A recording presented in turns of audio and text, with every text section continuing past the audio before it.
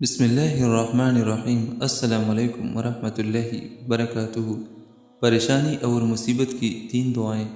رسول اللہ صلی اللہ علیہ وآلہ وسلم پریشانی کے وقت یہ دعائیں پڑھتے۔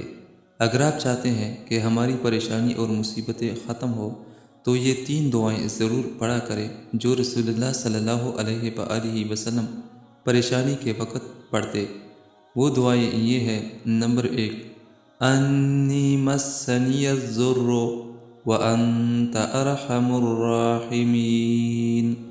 نمبر 2، لا الہ الا انت سبحانک انی کنت من الظالمین۔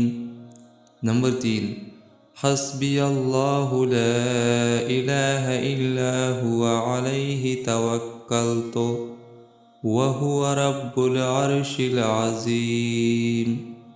پریشانی کے وقت یہ 3 دعائیں صبح و شام ضرور پڑھا کریں۔ انشاءاللہ الرحمن ہر قسم کی پریشانی اور مصیبت ختم ہوگی۔ اللہ تعالیٰ اس پہ عمل کرنے کی توفیق نصیب عطا فرمائیں۔ آمین ثم آمین۔